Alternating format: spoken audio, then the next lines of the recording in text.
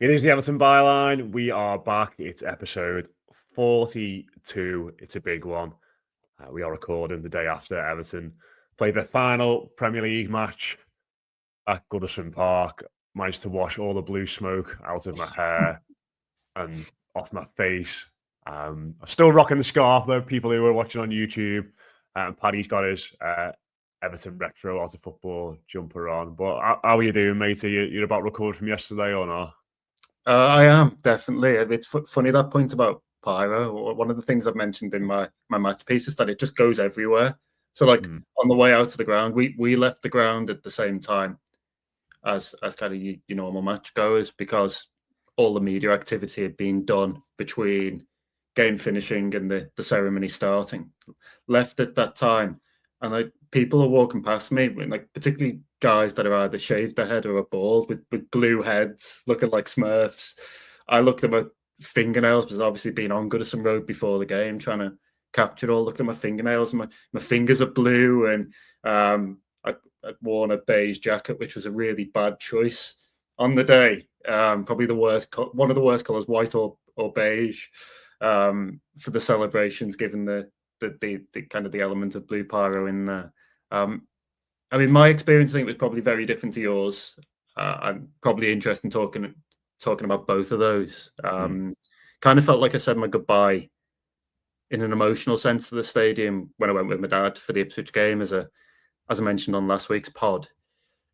And this felt pretty different. It was obviously emotional, but you're trying to keep a lid on it in the press box, and you're trying to remain professional, all that stuff we've obviously spoken about before. And it probably wasn't until I got home and I'd finished writing my piece and had a little bit of time to actually pause for thought and go through what had happened. And then this morning, when I start seeing the videos going around of "there she goes again," and that stuff, where it probably hit me. I'd so often in media, I find that it's a delayed reaction. You don't experience it the same way fans do. It comes a little bit later down the line, when you've had a chance to stop working and process things. Very, very, very envious of the fans that left that stadium and went straight to the pub. And I've seen so many videos. It looked amazing. So yeah, great day. But I wish I'd been in it. Kind of the one day I probably wish I'd been in with the fans rather than the media. Yeah, it was chaotic. Just probably we talk into a bit more detail. A reminder is that we are sponsored by the Bridewell. I know Derek Manfield was in there last night having a chat with Keith Tomlin. I don't know how Keith managed to get his words out based on what he was like when I saw him at the Denby yesterday. So it would have been an interesting chat, I'm sure. But if it's good enough for Degsy Mount, I'm sure it's good enough for all of our listeners and viewers as well. I mean, the Denby was unbelievable yesterday. Absolutely off the charts. Just Everton, just wonderful. So thanks for the Bridewell, and certainly to the Denby as well, obviously, for their support throughout the season, and obviously throughout the summer as well, as we move on. If you're watching us on YouTube, do leave a comment, let us know your thoughts on anything we're talking about. Hit like, hit subscribe as well as we continue throughout the summer. And if you're listening to us on iTunes or on Spotify, do leave us a comment. And if you want to email us about anything as well, it's evertonbyline@gmail.com. And just before we do crack on, Paddy, just totally overwhelmed yesterday by the amount of people who tapped me on the shoulder or came up to me in the Denby or in the ground and sort of said how much they enjoy the podcast and they enjoy the byline, and particularly how much they enjoy the numbers section at the end of the show. And I know you got similar as well, but it just genuinely, I was messaging you this morning, just thinking back to the amount of people who came up and said thank you and that they enjoy it. It's humbling, and especially on a day like that, it does mean a lot, doesn't it, to get those messages through. Yeah, lovely to just take some time to speak to people about these things, and often it's kind of a pat on the shoulder and a quick word here or there, but it very much appreciated. And we had some great ideas. I mean, bumped into one guy called Mike in the main stand on the way back from the ceremony, and he was talking about the number section and how we could maybe do it as let's say show number 45. Then it's a start that one of us kind of has to unpack and unravel and work out. Slightly fearful of that, because then that really does put certainly my knowledge to the test, and maybe yours as well. Yeah. But it's a great idea, and it's nice to hear people kind of engaging with ideas. Obviously open to what we do in that final part of the show when we get to a point where we can't speak about Jake Bidwell or Kieran Agard any longer. It was a lovely day all around, but to get that kind of stuff as well just kind of topped it all off for me. Yeah, so thank you to everybody who did.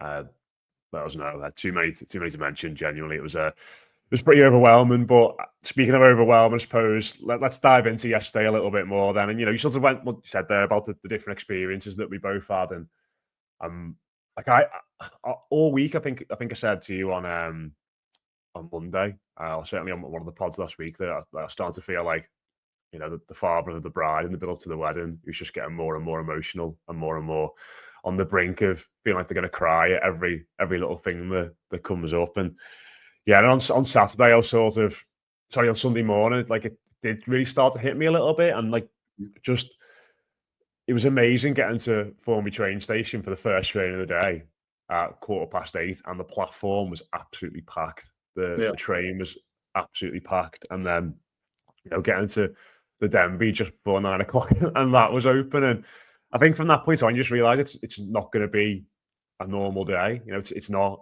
a normal match day in that sense. And I think you talking about the Ipswich game there. I think that was obviously like sort of the last normal game for everybody. But just the amount of emotion going around, and trying to keep a lid on it to a certain point. And I think this is probably the same for a lot of people. But I don't know why, or I don't think anyone was expecting it really. But when There She Goes started playing before kickoff, it just certainly set me off, set a lot of people off. And I've already seen a lot of people saying that should be incorporated into the pre-match playlist, the new ground. I'm sure they will, because it was obviously a big hit. But it was just a day where emotions were so much at the surface, and like my overwhelming thing coming out and speaking to people after it, and what I've seen in WhatsApp groups from today and on Twitter is I've seen so many people say, "Imagine if we were good."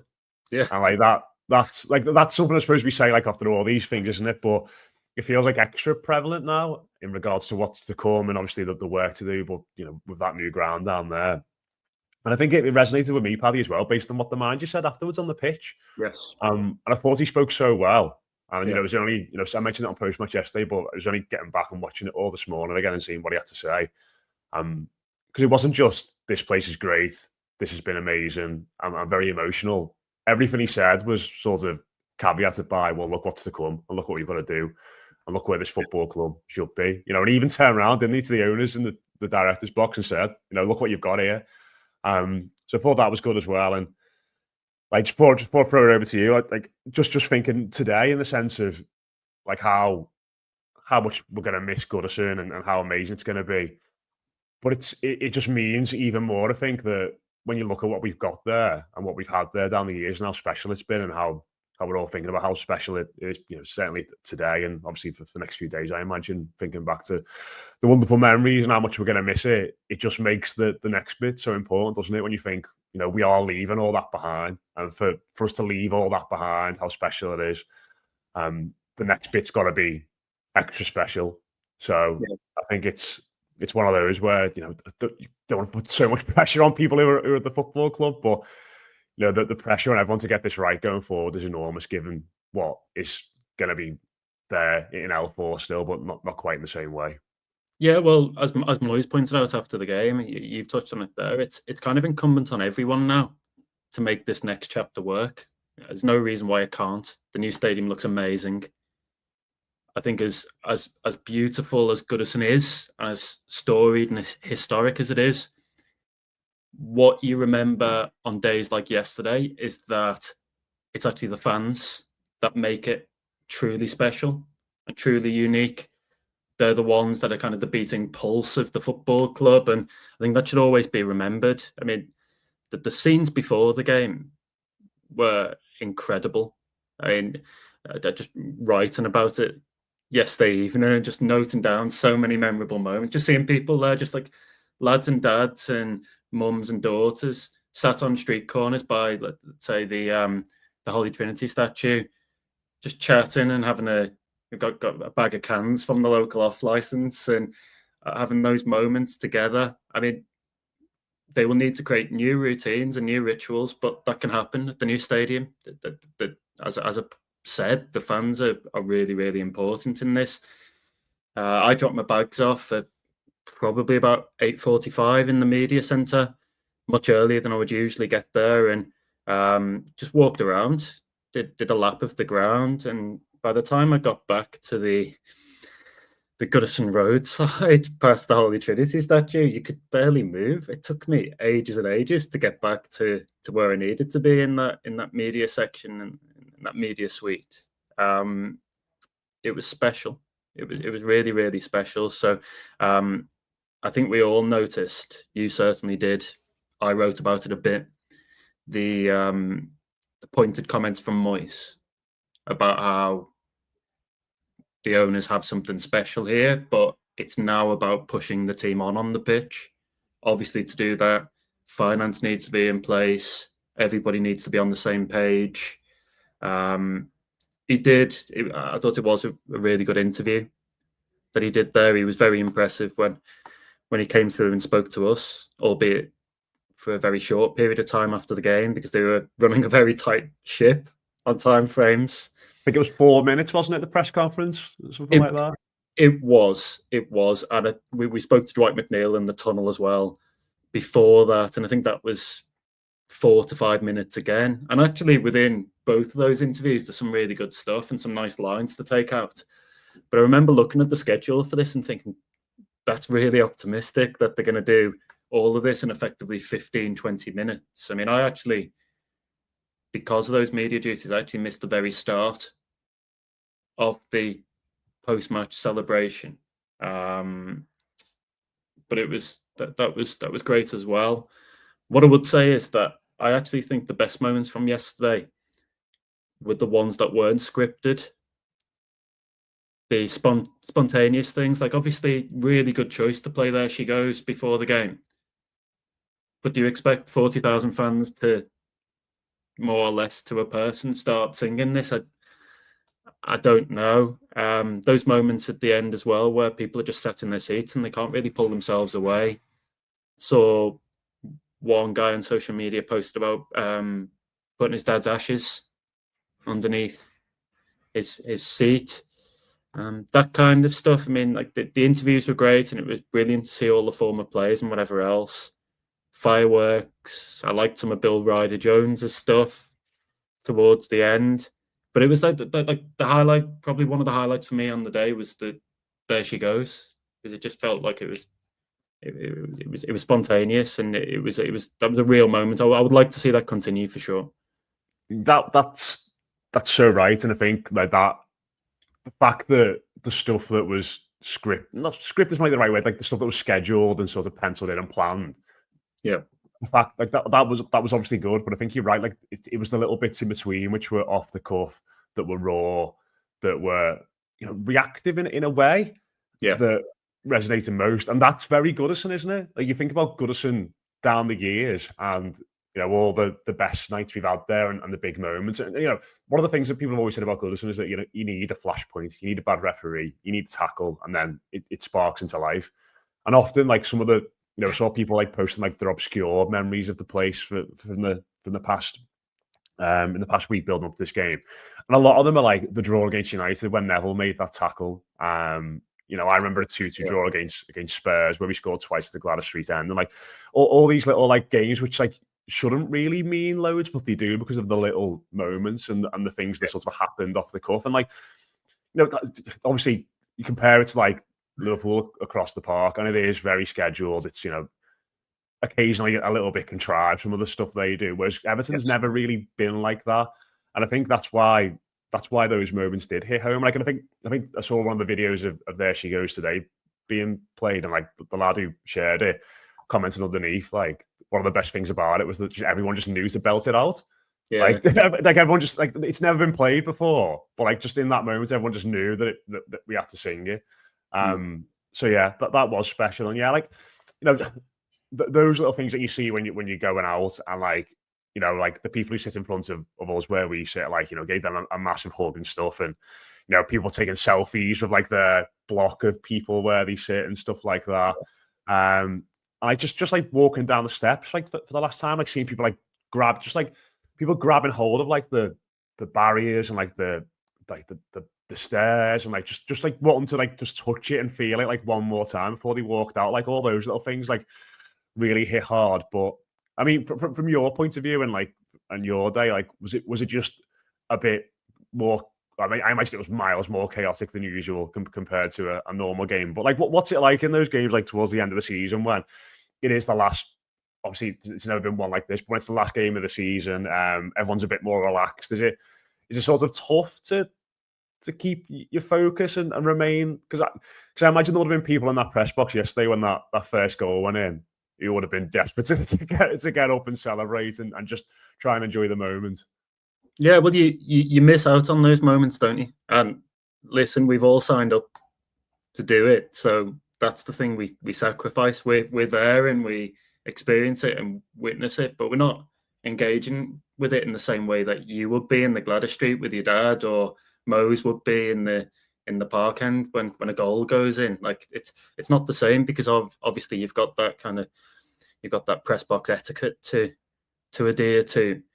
I mean, from a journalistic perspective, Goodison leaving has been a really big story, and I think that's you've seen that across the board, not only on the Athletic, but the coverage from Sky Sports, BBC, the Echo, all these international at times organisations. I mean, I was told yesterday that they had 5 international broadcasters live on the day at Goodison for the game. So it's kind of been an international event because of how important Goodison is. It's given us a sense of purpose in what would have otherwise been quite a difficult end to the season. I mean, you're looking for narratives when you're a journalist, if we're being honest. You're looking for, and certainly there are some, the resurgence under Moyes, what happens next, who gets a contract and who doesn't. All that stuff has played out and will continue to play out on kind of websites and in newspapers. But I do kind of wonder what I would have been writing for Everton Southampton yesterday had this not been such a momentous occasion. So, I mean, we're all privileged to be a part of that and to be there in very simple terms, and to chronicle that bit of history as it unfolds. And I mean, definitely I felt a bit of a sense of pressure to do it justice. As somebody who grew up following the club, and as somebody who watches now, and friends and family members, Evertonians, definitely felt that pressure to do it justice, and hopefully we all have. It was a much longer day yesterday than normal for a home game, I'd say. Like, probably got there 9:15, probably finished writing somewhere around 8 o'clock-ish in the evening, and by that point I'm like, I'm ready for bed. I'm ready, like, because you kind of, you hit with everything, aren't you? Like, you experience the full range of emotions, sensory overload, sight, sound, smells, big noise, loads of colour, all that kind of stuff. And sometimes it takes a while then to process. And that's going back to my original point. Like, actually, the moments that felt most emotional for me were things like There She Goes, but then watching it back this morning, I was just like, wow, what a day it was. And like, we were there. It was a piece of Everton history, and we've kind of all chronicled it together.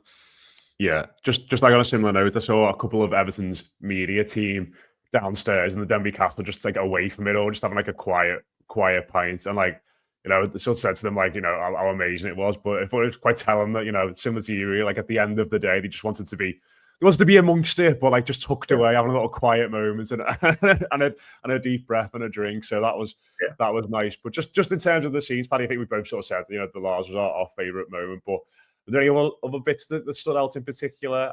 I really enjoyed at the start of the celebration, the end of an era. It was called. Was it the end of an era celebration? Yeah. They had the Operation Goodison exercise. Yeah, that was good. Playing through. That was a lovely touch. I really really enjoyed the Gladys Street singing "Oh Manchester is full of shit," how sheepish she looked at that moment. That was class. And yeah, just great to see so many former players, wasn't it? And just like looking at a certain foot players and going, bloody hell, he looks in great. You know, Tim Cahill looks like he can still play, doesn't he? And like Pat Nevin looked in unbelievable shape as well. But there are little moments that sort of stood out for you. I loved the fact that Umanias was there. That was he was giving it loads as well, wasn't he? He broke off from like the main parade and was like trying to rile up the family enclosure at one point. Yeah, I mean, that's quite a formidable task in its own right, I guess. But if anyone can do it, maybe somebody like Umar can. I mean, yeah, great to see all those former players back. I love that period in the game where Everton are kind of coasting and the Gladys Street just goes through like a whole songbook. I mean, I'm trying to think of all the names we had, like Fellaini, Cahill, Feed the Yak, Tony Hibbert at one point. Victor Anichebe got a rare airing as well. Victor, there was the Roberto Martinez song for a while. He was obviously there in the director's box too. So all these songs of players past and present. Pickford quite clearly. Kevin Campbell as well. Yeah, Kevin Campbell. More songs for Kev, yeah. So that was, could hear that on Goodison Road in the hours before the game, and then that came inside the stadium at one point as well. Pickford clearly reveling in the kind of the routine outings for his song, loving it all. So they're the moments for me. The noise when Ndai's first goal hits the back of the net really early on. Memorable. Again, will stay with me for forever. And it was a perfect day in so many ways. Like, sun's out, everyone's able to line the streets, they're able to be there with loved ones and see an Everton win in that final match. I don't think we could really have asked for much more. It felt like a fitting send-off. Yeah, there was just like a lot of times throughout the day as well where I can remember like at the start of the second half when Ramsdale came out and like obviously, you know, did a little applause thing that Gladys Street does, but he just stood there for like, because Everton was second coming out, weren't they? And like it took them probably a couple of minutes longer than Southampton, but he just sort of stood there and was just like looking around, and like it felt like he, like even someone like him who's, you know, got obviously no affiliation to Everton whatsoever, but like it looked like he was taking it all in. And like Moyes, I think before he got interviewed by Gethin Jones, he was sort of stood there as well, and he was doing very similar, just like having a look around and just trying to soak it all in one last time. But yeah, an incredible day, one that will live long in the memory, and certainly the party afterwards on Goodison Road doing the podcast, somehow with all those people around, and then back in town at the Denby was incredible. So yeah, we'll sort of park that for now, Paddy. Like not entirely, I suppose, because what we're going to talk about next is linked into it in some respects. But obviously, before the game, we had some confirmation from the club about contracts. So Ashley Young is going to be leaving at the end of the season. So is João Virginia, and so is Asmir Begovic. And maybe based on yesterday and his waving and his tears, it looks like Abdoulaye Doucouré might be following them out the door as well. We still wait for news on Idrissa Gueye, Dominic Calvert-Lewin, and Michael Keane. And then obviously we haven't got any clarity of Raul Carrasco and his future yet. But I thought Ashley Young was great when he came on, by the way. I thought he played really well. It was a bit like, oh, maybe we should be keeping him around. But just, I suppose it's telling, isn't it, where we're at, maybe with some of those players that they're the three that have been confirmed. And interesting, I think, certainly in the case of Keane, I kind of expected it would be inevitable that he would be going. It's not been confirmed as an exit yet. But it's clear like it feels like we're going to find out a lot maybe over the next few days about the future of a lot of those players. Yeah, I think we've started the process that began on Friday. Is it Friday or Saturday? No, Saturday, wasn't it? I had 2 days off yesterday, last week, Matt. I had Friday and Saturday. On Friday, we had news of, while I was in the pub on Friday night, of the Hill Dickinson Stadium, which we'll talk about in a bit. And then on Saturday, while I was out, we had news of Ashley Young, João Virginia, and Asmir Begovic. So it is true that the news cycle never really stops. Yeah, 6 p.m. on a Friday night is, cheers to Everton for that pressure release dropping there. And it's, Probably the worst possible time. But I'm sure people won't have much sympathy for us, Paddy. No, of course not. This is the job, of course, and there are loads of positive elements. But it probably there might have been a better timing than while I was on my second or third Guinness in the pub on Friday night during a day off. So what do you do in that? Sorry, I know we're going to talk about this in a bit. But like, what do you do in that situation? Is it just like get your phone out and like write it up on your phone, or do you have to like nip home and get your laptop, or what? No, so we're really lucky in the sense that we have a designated and dedicated news team in mainly working out of our London office. So if I'm not in a position to get to a laptop or turn something round, they will pick it up. But what they need, obviously, for that is effectively the bones of the story. So got a heads up that something was coming, missed the first heads up because I was in the pub, managed to get through, right, this is coming for, it was 6 o'clock, wasn't it? And then obviously we were sent the press release under embargo. So I forwarded that onto our news team with a bit of extra context, and they typed it out, sent it over to me quickly. Are you happy with this? And it went out that way. If I'd been working, I'd have just written it myself. So yeah, very appreciative that they managed to get that done. But to go back to the point on contracts, we're at the start of this process, and we've started to. I think the way it's been framed to me is that we've got the ones that they were certain on, the sort of no-brainers, like not extending Virginia, not extending Begovic, not extending Ashley Young. Done and dusted. Move on. I did think Young had a decent game on Sunday, some great crosses in particular for Beto, but Beto spent most of the game offside again, so wasn't fully able to capitalise. But he obviously leaves, and I mean, always quite telling when we spoke to Moyes or we spoke to Daesh or any of the players in the tunnel, how often they'd mention his presence in the dressing room and his leadership and his help in helping the squad navigate this really turbulent period on and off the pitch for the club. So he'll leave with everyone's best wishes. Obviously gives them a bit of a problem for the summer in terms of goalkeepers now, because 2 have gone. Your number 2 and 3 have gone. Was pointed out to me by others that they've got Billy Krellin and Harry Tyra, 2 young keepers coming back from their loans. Krellin is also out of contract, by the way. So I wouldn't necessarily expect him to be part of the next step. Don't know on Tyra, but obviously he's done pretty well as well at Blackpool. I still think then Everton will need a new experienced goalkeeper to help Pickford behind the scenes and to maybe put a bit of pressure as number 2, take some cup games. But there you kind of your no-brainers. And then we move on to the kind of the next rung, which is, can we agree deals for these players? What would it take? And so on. I think we're all reading a lot into Decore's response when he got substituted, because it definitely felt like a goodbye to Goodison.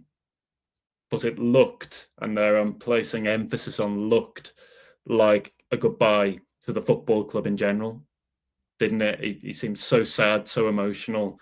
Quite telling that numerous players went over to him and gave him a hug as he was coming off the pitch. So that felt like a farewell, at least of sorts. But the other situations aren't resolved yet, and that's why we haven't got the press release through confirming this, or news from ourselves or anyone else breaking it, because it's not done. So a lot of those conversations will take place over the next week or so. I would expect there to be some form of developments this week, and then again next week. We'll move much closer. Of those that are there, and we've obviously spoken about this a bit, but Idrissa Gueye, for me, should be a priority. The Alcaraz situation will need to be done close to the end of the season, one way or another. But again, that falls in the no-brainer category for me. Then you got people like Decore. I think that's about the deal for the player, whether he's offered the right terms, whether he wants to stick around, what else he gets offered. And then you've got others like Michael Keane. And like you, I got to a place before Moyes came in where I was looking at his wages, and we know he's on high wages relative to a lot of the squad, where I'd kind of felt like it was inevitable he was going to leave. I don't think right now it is inevitable. I don't think it's 100% certain he's gone, because, as I pointed out a few times now, they are looking at what they can do in terms of retaining some squad players, just so they don't have to do something ridiculous. I think Moyes has spoken about this over the last few days as well, this idea. I think he even did it on the pitch on Sunday. They can't sign 12. It needs to be below double figures, and then you give yourself a fighting chance of getting some decent players in. So really interested to see what happens there as well. But it's just, it's perennially busy, isn't it? In an Everton sense, because we get the Goodison farewell done for the men's team. Had some big contract announcements, the sponsorship news, obviously last week, and now we're straight into, well, who's gonna sign on, who's gonna depart, and that's before we even get to the transfer window. And there are loads of other things as well. Still trying to hire a head of football operations. Still need to replace Dan Purdy. It never stops. So the CEO Angus Kinnear has come in at like a frighteningly busy period in the club's modern history, hasn't he? Oh yeah, and I'm sure there would have been plenty of people giving him advice yesterday because he was there, wasn't he? But He was. I think the thing with these contracts that I certainly forget until we get up to this point, and thinking about Keane in particular, and maybe Young and Decore as well, is that I think when we talk about these players, we talk about them through our lens and our Everton lens, and we sort of say, well, we keep Decore, we could get him to sign on a lesser deal and more favourable terms, and with him not as being as much as a key player, and the same maybe for Keane and the same for Young, but it's the player's decision as well, isn't it, ultimately? And I'm sure, while obviously Decore, Keane and Young have got affinities with Everton, obviously varying degrees of affinity with them, with the football club, they will be looking at their own situations. Well, I imagine Michael Keane, having basically been Everton's third or fourth choice centre back for the past couple of years, will want to go and play football somewhere, won't he? While he's still got... Yeah, of course, yeah. And it's an opportunity, isn't it, for these guys as well? Because they're back effectively on the open market come June the 30th. And certainly players like Keane and Decore, they've maybe got one final contract in them, final big contract in them before they start to kind of go down a different path. And maybe it becomes a lifestyle choice. Maybe it becomes for some about the money element. Maybe for others it becomes about, do you want to be a fourth choice centre back at Everton? Yeah. So they will all have, to some extent, interest, and they will all have to make a decision. I guess from an Everton perspective, some of these players are either going to have to be, if they want to stay, some of them are going to have to be happy to take the role that's afforded to them, or the pay cut that's offered to them, and if not, then they're gone, aren't they? So I would not blame Michael Keane if he wanted to leave and do something different. At his point, I'd probably be looking at somewhere different and just going, I'll go and play, but I'll also do something different. I'll lead a different kind of lifestyle. It's going to be fascinating to see how it plays out, but I think we will start to see some progress pretty soon. Yeah, I think he's had offers from abroad, Keane, hasn't he, or interest from abroad, certainly. So, Michael Keane in Italy is something I'd love to see. Get a documentary crew following him around for that. That'd be wonderful. And just one we haven't mentioned, actually, we probably should. Obviously, Moyes confirmed that he wants Seamus Coleman at the football club in one guise or another next year. Of course, yes. Playing capacity, he said. Did he confirm that? Yeah. Yeah, he said that in the embargoed section of the press conference, I think. Okay. So that's the plan currently. It was obviously a big shame that Coleman went off injured 18 minutes in after starting Sunday's match. A thigh problem. And everyone commented on that after the game. Moyes did, McNeil did to us, saying how gutted they were for him that he wasn't able to play longer and whatever else. I know some people around me were saying, is this just to give him a feel of things and then to give him the ovation? Yeah. But if that was the case and he was already injured, you'd do it the other way around, wouldn't you? You'd almost just bring him on for the final Well, minutes of injury time. yeah. The only thing I was thinking was like, did they want him to lead them out? Like, was that the thinking? Like, I Yeah, thought that's fair that. enough. Like, the only other thing I thought, like, when I saw Young was about to get ready to warm up, and like realized it was going to be Coleman coming off, I was terrified they were going to do something like cringy. Like, remember when John Terry came off in the 26th minute of Chelsea, and it was like just dead embarrassing. I was like, oh god, don't bring him off in the 23rd minute or something like that. And like, I was like, just leave it, it's fine. And then obviously when he came off in the end, then like it was like 17, 18 minutes, wasn't it? So yeah, I don't think Seamus is self-indulgent enough to get involved in anything like that. But this goes back to our point about spontaneity, doesn't it? Yeah, of course. Just let these things play out. That the moment is what it is anyway. It's big enough and emotional enough on its own to hold its own water. I mean, you've got him coming off and everybody rising around the ground to give him that ovation, to give him that applause. And it was great by itself. It didn't need somebody to go, oh, you know what, let's do something really clever and 23rd minute and whatever else. Just let these things play out, and often they work out much better. Yeah, absolutely. And yeah, it was great. It's just great to see Coleman lead them out. And yeah, as much as I was sad when he went off, I loved his little grab of the badge and like clenched teeth and like punch fist. Like it was just very, very Seamus Coleman moment. So great to see him leading the team out, certainly. Yeah. And just quickly, Paddy, to finish off, we've touched upon it. Obviously, on Friday, 6 o'clock, Everton confirmed that the new name and rights partner for the stadium is going to be Hill Dickinson, obviously a Liverpool law firm. They've not gone on the record of any of the details in regards to the finances and numbers behind it all, but the club were keen to confirm that it's one of the biggest stadium name and rights deals in European football. I think it caught a lot of people by surprise, and a lot of people were maybe a little bit underwhelmed because they were expecting Toyota or Qatar Airways or some other glamorous brand from around the globe. But I mean, in terms of the finances, it seems like it's going to be great for the football club. It seems like it's a very lucrative deal, and I can totally get the appeal of partnering up with a local law firm and a business that's got a lot of maritime links as well, which obviously is very fitting, given where the new ground's going to be. So yeah, it just seems to make a lot of sense, ticks a lot of boxes, albeit people maybe are a bit underwhelmed with the name. Well, I think to a certain degree, people are always going to be slightly uncomfortable with, certainly in this country where it hasn't been commonplace, they're always going to be uncomfortable with naming rights and then the sponsor name being on the stadium. We're used to Goodison Park, Villa Park, Stamford Bridge, all these places where the name just stands on its own. So whether it's Hill Dickinson Stadium or the Toyota Stadium or Qatar Airways Stadium, it's going to make people uncomfortable to an extent as it is.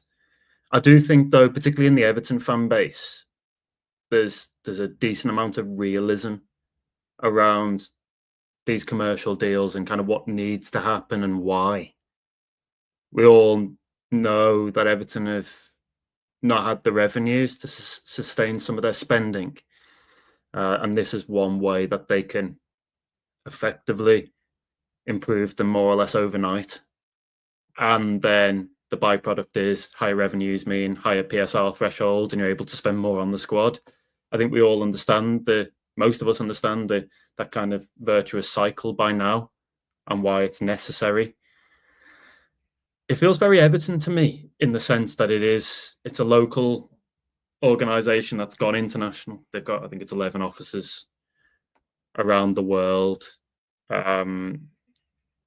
They are likely to engage in community activity with the club, which again is another good fit.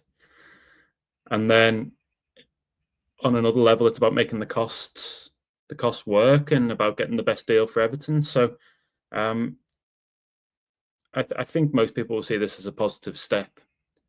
I go back to something I said to a colleague the other day, though, and it's that I find that particularly in Liverpool and maybe elsewhere, it's very much about tradition and very much about history. And when, for example, I don't know when Home Bargains changed their name from Home and Bargain, but everybody I know still calls that discount shop Home and Bargain. The arena down on the King's Dock is still, for most people in the city, the Echo Arena, even though the Liverpool Echo stopped sponsoring it years and years ago, and it's now technically the M&S Bank Arena. So, I mean, for corporate reasons, Everton are going to refer to it as Hill Dickinson Stadium. That will be on all the press releases and all the media. See loads of branded images, all that kind of stuff. You'll see lots of broadcasters and others referring to it as such. What I'm intrigued to see is to what extent, like the average match-going Evertonian starts calling this, I'm going to go to the Hill Dickinson Stadium on Saturday. My guess is it'll just be, I'm going to Bramley Moor, or I'm going to the Everton Stadium, or going to the new stadium, or something like that. Yeah, I agree. I think until like it's not the new ground anymore, people saying we're going to the new ground. Like it will just be called that. But like it's great for them, isn't it? I've seen the mock-up images of like the branding on the ground and stuff. They had their so there are a few banners in the ground yesterday, didn't they, as well on the billboards and stuff with LED, LED for the first time as well. Yeah. So like, listen, it's one of those things. Like I know some people really care about this sort of stuff. For me, it's just one of those that I don't think anyone's really going to call it that. Everton are going to get a fair bit of money for the deal. So yeah, let's crack on, and I'm sure we'll all continue to call it Bramley Moor or the new ground, as you mentioned there. We'll wrap up, Paddy, as ever, this week with our squad number section. For the 40s, not a bad one, this, actually. So we've got Timur Abunu, who's the current incumbent. I think he's currently the highest squad number in the first team squad. I don't think there's anybody else who's higher than 42. I'd be interested to know why you picked that one. But we've also got Anthony Gordon, who wore it for a year in 2019-20. And we've got Ryan Ledson and Luke Garbett had it for 2 stints as well. Good. So not bad for the 40s, that. But have you got any in particular memories of early Anthony Gordon? So that's the season when he would have come through, and I think the year he made his debut, didn't he, or his first start in the derby after COVID, the 0-0, didn't he? So he would have been wearing the 42 shirt then, I think. Yeah, he was. Yeah. I mean, go back if you've not watched that game. It wasn't a classic, but go back and watch that game and compare how he looks then to now, and the physical transformation more than anything else. I mean, like the best one in the world, he was kind of a scrawny teenager when he was playing in a Merseyside derby, and obviously a really interesting game for him to get his first start. My first experience is actually, I mean, as ever, there's a bit of a buzz around certain players when they're coming through the academy. And then we in the media start to get wind of that, and then we start to pay more attention to them, naturally. One of the first things I did for The Athletic, I went to St. George's Park to watch him in an England under-19 game. And Curtis Jones was playing in that game, some other good players as well. But Curtis Jones I think Bukayo Saka played as well. So if you think about that England under the 19 age group, Saka, Curtis Jones and Anthony Gordon, it wasn't bad at all. Gordon played on the left wing, and even at that stage was clearly very good and very talented. And I spoke to him very quickly after the game, did a quick interview, and I didn't really know what to expect because he was a young lad and he'd come through the academy and whatever else. But he was kind of remarkably assured even at that stage, speaking to me as a member of the media. And then obviously like charted his rise as we tend to with a lot of these young academy prospects. So sad the way it ended. Really sad the way it ended, and he's not helped himself with Everton fans. Not that he seems to care since he left the club.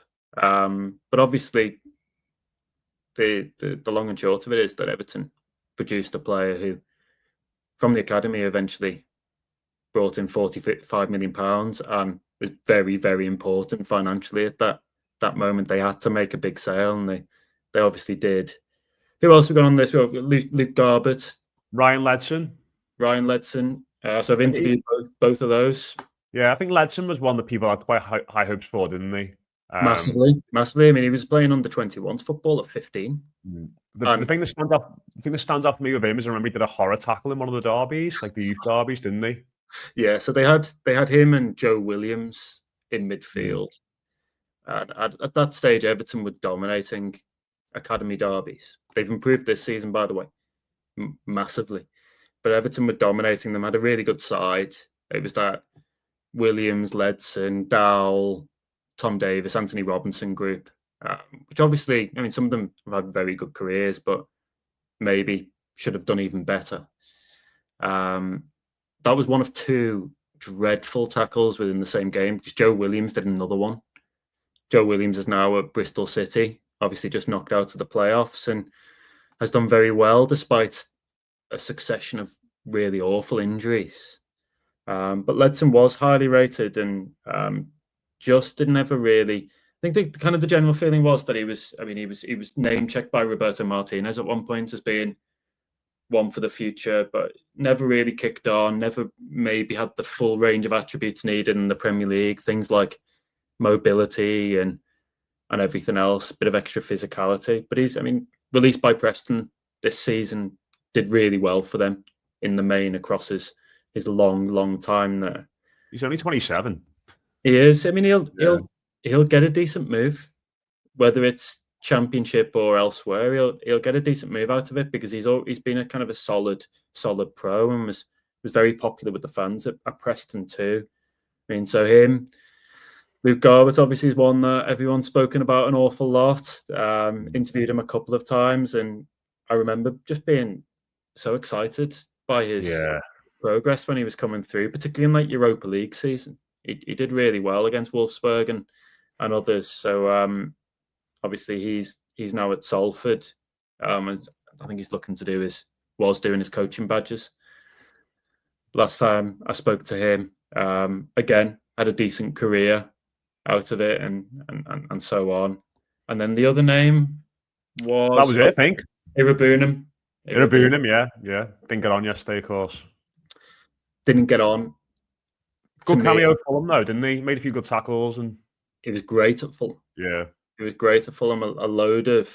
And this is probably the thing that I've had most issue with so far in his time at Everton, actually. That sometimes he kind of tended... I remember going back to the Bournemouth home game, and he tended to switch off and allow runners to kind of drift into the box unopposed.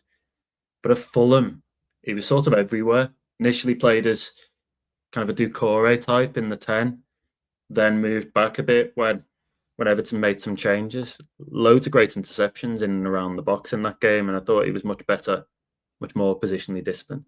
I think he's got a load to recommend him. But it's the finer art of midfield play. It's knowing when to dribble and when not. Sometimes he loses the ball in bad areas. Got a brilliant engine and can definitely make an influence. I think he's great carrying the ball at times and committing opposition players. But sometimes just like positionally and everything else, he's still learning and there's still something there. But as it looks right now, you wouldn't expect him necessarily to be Everton's starting central midfielder next season unless something dramatic happened. But he is because of the fact he was signed last summer. He is obviously under contract, and unless they choose to sell him, will be part of it. So I think he's shown promise without fully nailing down a place so far. Yeah, definitely. Interesting. Number 42 there. Number 43 is not bad, actually, for next week. Just having a little peek ahead. But keep your ideas coming in for what you think we should do with this part of the show. Maybe we'll go to 50 and then we'll see where we're at and we'll try and maybe revamp this part of the show a little bit. So if you've got any ideas for us, do leave us a comment on YouTube. Let us know what you think. Or you can email us, like I said, at evertonbyline@gmail.com. Leave us a rating, leave us a review, subscribe, do all those things. It really helps. And just to echo what I said at the start, really appreciate everybody who came up to either of us yesterday and said how much they're enjoying the podcast and enjoying the content. So we will wrap it up there. Do check out Blue Monday if you're not listening to that already. Instant Reaction was out as well from under the Holy Trinity statue outside Goodison Park. It was a very, very emotional one. I'd definitely recommend going back and listening to that if they haven't already. And we'll have all the usual stuff coming up this week ahead of the season and the game against Newcastle United. Up the Toffees. Speak to you soon.